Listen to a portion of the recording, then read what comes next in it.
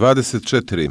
Odlazak velikana. Kad budem mrtav i beo, hteo bih svetiljka da budem. Večernje novosti, 11. mart. Odlazak Dragana Nikolića, legende jugoslovenske i srpske kulture, glumca koji je sanjao svoju profesiju. Nije sam uvijek bio pobjednik, ali život i gluma su pobjeđivanje bez pobjede, govorio je Gaga. Za njega dostojanstvo je bilo mjera stvari. Sanjao sam posao kojim ću se baviti i moji su se snovi ispunili. Kao glumac vjerovao sam u sebe, imao sam želju da pobjedim, ali i da pobjedim sebe. A i to može da bude opasno ako ti se ispune svi snovi, postane dosadno. Meni još nije dosadno. Ja sam kroz čitavu karijeru nastojao da na neki način u sebe utkam ono što je pisalo na špici prvog filma u kome sam igrao. A pisalo je: i kad budem mrtav i beo, ja bih ipak hteo da kakva takva svetiljka budem, rekao je Dragan Gaga Nikolić u svom posljednjem intervjuu u karijeri koji je dao upravo za Novosti. Legenda jugoslovenske i srpske kulture od petka je među velikanima nebeskog filma i pozorišta. Preminuo je u bolnici u 73. godini poslije dvogodišnje borbe s teškom bolešću koju je vodio zajedno sa svojom suprugom, glumicom Milenom Dravić. Nezaboravni Jimmy Barka, Floyd, Popaj, Pavle Gvozdenović u filmu Kičma, koji se nalazi u galeriji modernih umjetnosti u Njujorku, u kapsuli u kojoj su pohranjene najveće stvaralačke vrijednosti čovječanstva. Prle Popaj ovu borbu ipak nije dobio. Možda u životu nijesam iz svega izašao kao pobjednik, ali i iskustvo je vrsta pobjede. A i život i gluma su pobjeđivanje bez pobjede, izjavio je jedan od najvoljenijih glumaca ovog prostora u svom testamentarnom intervjuu u Novostima. Gago Nikolić je gotovo 50 godina koliko je trajala njegova velika karijera, obožavale su sve generacije gledalaca od Triglava do Đevđelije. Osjećam tu naklonost publike, ali to je dvosjekli mač. Nekad ne valja ni kad te ljudi mnogo vole i to je velika obaveza i odgovornost. Greške koje sam pravio u životu nijesu bile sudbonosne, pa u svoje uspjehe ubrajam i kritične situacije koje sam uspio da prevaziđem, govorio je Gaga. Iza njega je ostalo više od 100 filmskih i televizijskih uloga, od kojih se mnoge svrstavaju u antologijska ostvarenja.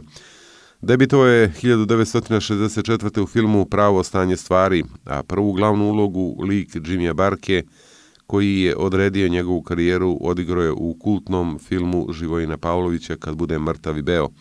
Tu su i likovi u filmovima 3 sata za ljubav, Homo homini, Život je lep, Horoskop, Bube u glavi, uloga moje porodice u Svjetskoj revoluciji, Mladi zdrav kao ruža, Bez reči, Nacionalna klasa, Ko to tamo peva, Banović Strahinja, Sezona mira u Parizu, Nešto između, Balkan Ekspres, Obećana zemlja, Posljednji krug u momci, Original falsifikat, Bure baruta.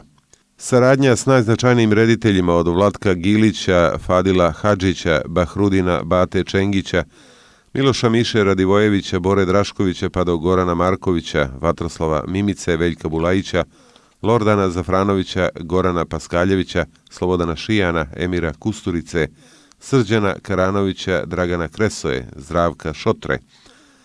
Za glumačka ostvarenja, pored 2 nagrade, Car Konstantin, Zlatne arene u Puli, Oktobarske nagrade grada Beograda, dobio je i nagradu za životno djelo Pavle Vujsić i Zlatni pečat Jugoslovenske kinoteke. Gagu smo gledali u najboljoj produkciji srpske televizije, u serijalima i zabavnim emisijama: Maksimetar, Obraz uz obraz, Otpisani, Povratak otpisanih, Balkan Ekspres, Priče iz Bečke šume, Porodično blago, Kuća sreće, Mješoviti brak, Ranjeni orao, Jagodići. Posljednju ulogu odigrao je u filmu i TV seriji Montevideo Vidimo se. Glumac zbog čijeg je dara, šarma, gestova i vaspitanja Beograd bio je evropska metropola, kako govore njegovi prijatelji i poštovaoci u svojim matičnim kućama, Beogradskom dramskom pozorištu i ateljeu 212. Odigrao je oko 30 uloga i nagrađen mnogobrojnim priznanjima. A u Teatar de la Ville u Parizu igrao je Isusa Hrista u predstavi Majstori i Margarita čuvenog reditelja Mišela Serbana. Dostojanstvo je mjera stvari i meni je najveća ambicija u životu bila i ostala da se ne izbrukam. Kad podvučem crtu, mogu da kažem da nemam šta da prebacim ni sebi ni drugima. Mislim da sam čak imao sreće, A kad bih bio neskroman, mogao bi da kažem da sam nekako bio zvijezda crnog talasa. Crni talas me rodio i obilježio na neki način. I opet se vraćam na sreću, ne samo što sam na vrijeme krenuo da radim, nego još nijesam prestao. I tek se spremam za neke poduhvate. Volio bih da napravim film Suze mog jasuka. Ne bih to nazvao autobiografijom, već je riječ o crticama, segmentima iz života koje sam zapisao iskreno, bez uljepšavanja. Postoji u tom rukopisu i poglavlje Pariz, grad moje svjetlosti, pošto ga svi svojataju, a ja imam poseban razlog da ga tako zovem. Kad sam počeo da se bavim tom idejom da snimim film, mislio sam da ću igrati samog sebe, ali sada vidim da ću ipak biti narator i da sam već mator, govorio je Gaga Nikolić za Novosti juna 2013. u svom posljednjem velikom obraćanju javnosti. Komemoracija i sahrana. Komemoracija povodom smrti našeg glumačkog velikana održana je u ponedjeljak 14. marta u 12 časova na velikoj sceni Ateljeja 212. Dragan Nikolić je sahranjen istog dana u aleji zaslužnih građana na Novom groblju u Beogradu. Plače cijela Jugoslavija. Vijest o smrti Dragana Nikolića obišla je region u gotovo svim medijima naslovljena riječima "Zbogom legendo" i zapalila društvene mreže, po ko zna koji put potvrdivši da veličina njegovog imena i talenta nadilazi sve granice. Od istinskog velikana oprostile su se gotovo sve kolege, bilo da ga pamte kao prijatelja, partnera ili samo kao gledaoci, kao uzor kome su težili.